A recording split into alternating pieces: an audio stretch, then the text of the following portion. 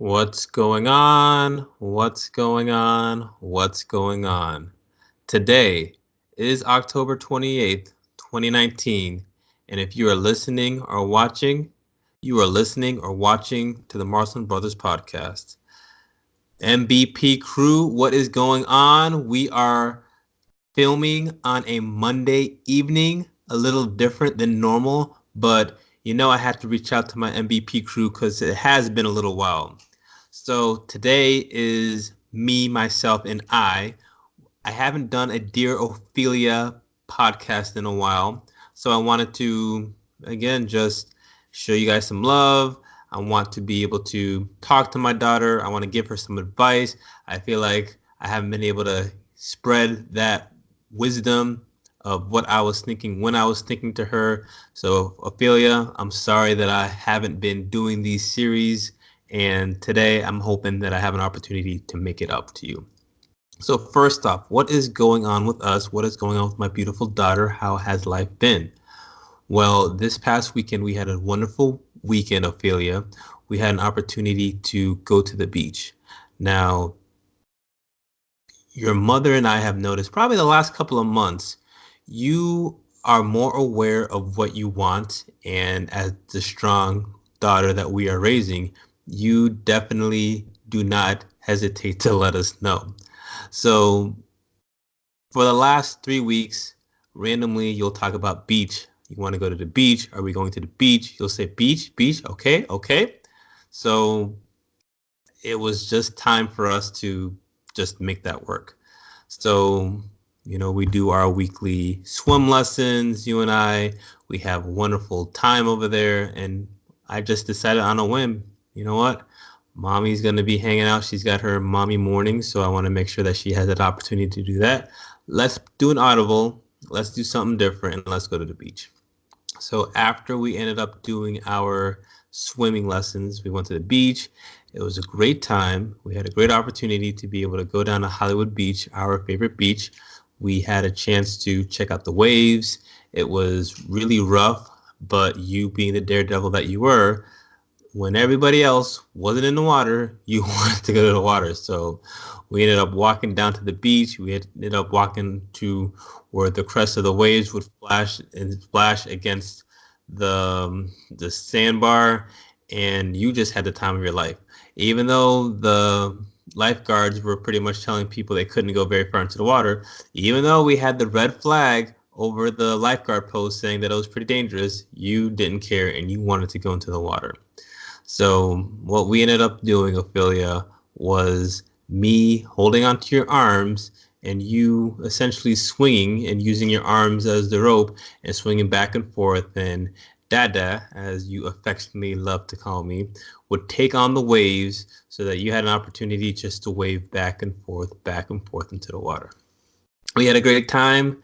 We ended up just soaking in the sun, just enjoying life, ate some fruit. We ended up being able to get, your cousins to come out. So it was a good time all around. But the reason why I bring this up is the lesson that we wanted to talk about. So this is a pretty good segue.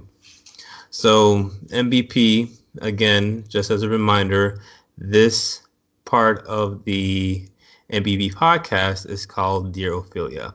So in Dear Ophelia, it's my opportunity to be able to talk to Ophelia, give some lessons, discuss what I'm doing and why I'm doing with her. And hopefully this is something that any of the dads listening can feel free to use. So again, the name of the article that we've been doing these last few Dear Ophelia series from is called 8 Lessons a Father Can Teach His Daughter. Discover the unique guidance only a dad can give his little girl. And again, this is written in the Women's Day Journal, and this was written by Alexandra Gikas on May 22nd. Now, just to give you a recap on the past episodes before we go into today's episode, episode number 1 was called Embrace Your Assertiveness. So we talked about how it's important for you to do what you need to do. Don't be afraid to avoid confrontation and be the strong, independent woman that you are. Number 2 is seek out healthy relationships. So realizing that the way that your mother and I, how our relationship is, that is going to be very important for you in the future because that relationship is going to be something that you are going to want to emulate in the future. Number three was strive for success. So when we were discussing this strive for success, essentially it's letting you know to have all the confidence in the world and you can do whatever you want to do no matter what and do what you feel is best and don't let anybody else tell you not to. And today's article that we're going to discuss, the title is going to be called Be Self-Sufficient.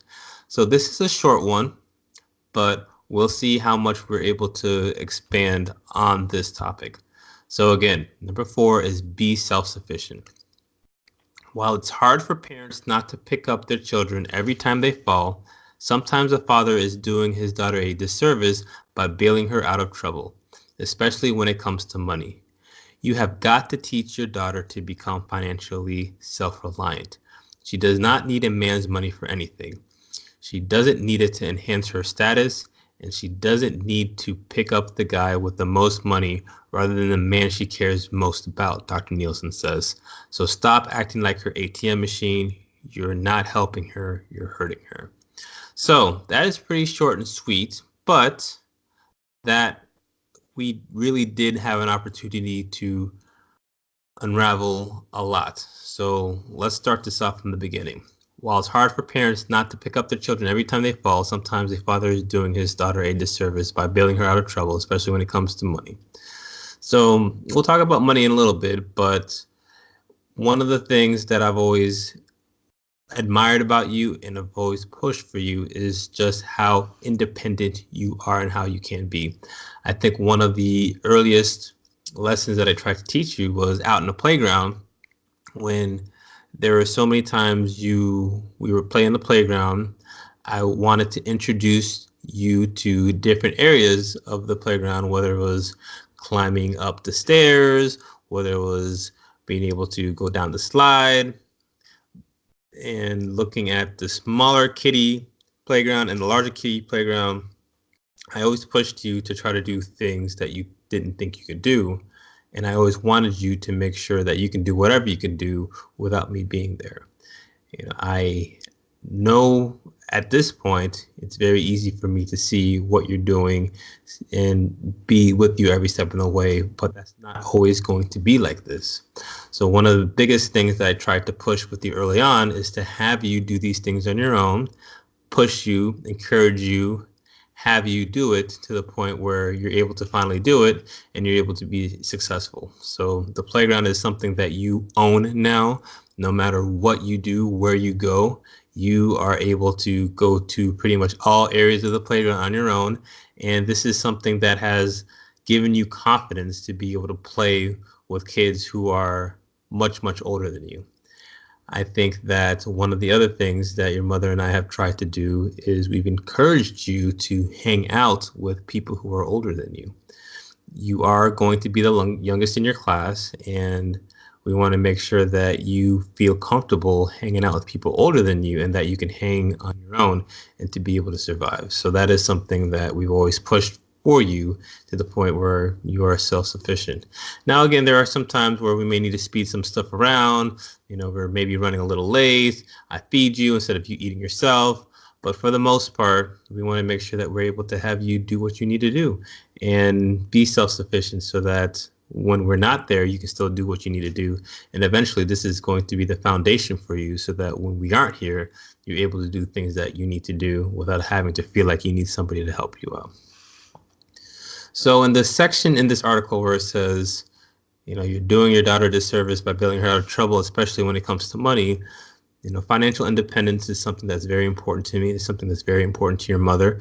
And one of the things that we want to start introducing to you is realizing that what the value of money is.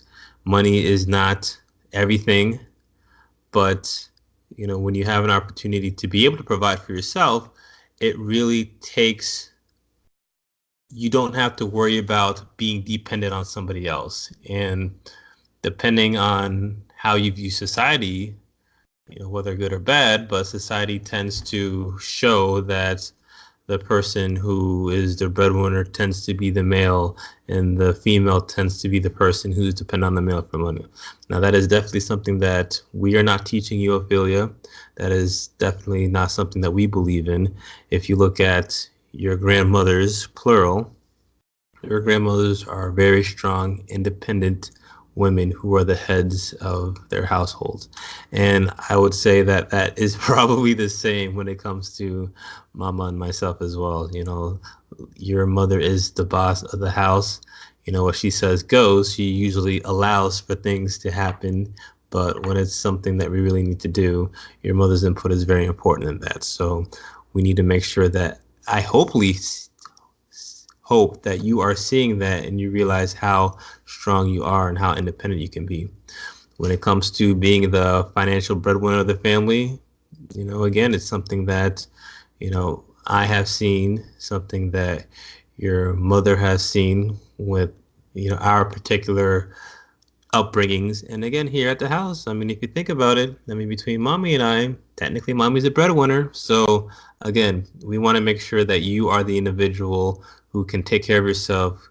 You are self-reliant. You can do what you need to do, and you do not feel like you need to rely on any male to be able to give you an allowance, or you have to ask permission for being able to get something, because you're going to be self-sufficient, self-reliant, take care of yourself, and be able to call your own shots. The part where it says here, she does not need a man's money for anything. She doesn't need it to enhance her status, and she doesn't need to pick up the guy with the most money rather than the man that she cares about. For you, I want you to be able to realize that you can do whatever you can. Again, you can do whatever you want. We want you to be able to take care of yourself financially so that you do not have to be victim of somebody or be subservient to somebody because you need the money. We are raising you to be strong. We are raising you to be independent. We are raising you to be a woman who is able to take care of herself so that you don't have to be at that point.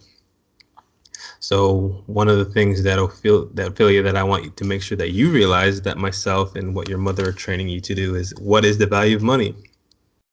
There are going to be times where you're going to want stuff where, yes, you know, Leon and I want to have the type of life where we can afford to give you anything that you want, but we're only going to give you what you need. And that difference between what you want and what you need, that is where you will learn how to provide for yourself for maybe the little things that you may want, but you may not necessarily need. And this is where you will learn how to be able to come up with ways to be able to do that, whether it's doing chores, whether it's working on projects, whether it's being able to save, whatever it may be, realizing that, one, a man should not be your ATM. B, as long as you think through things and from a financial perspective, you can justify it and it makes sense in your long-term goals, that you can take care of yourself when it comes to that.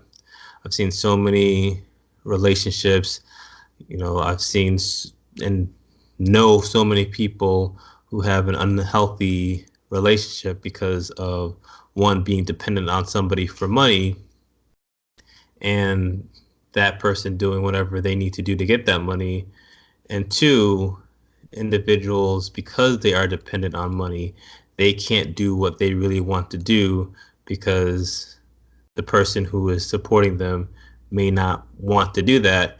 And unfortunately, when it comes to money and rules, it's based off of the hand that feeds you, and you got to follow what they want to be able to do. So again, just to summarize what we talked about today, Ophelia, is I want to make sure that you are able to be self-sufficient. I want to make sure that you are able to take care of yourself. You don't need anybody else to tell you what to do or be the boss of you, because financially you are dependent on them, at least when it comes to being an adult. And for you to realize that you come from a long line of strong, independent women and breadwinners, and we won't expect anything less from you.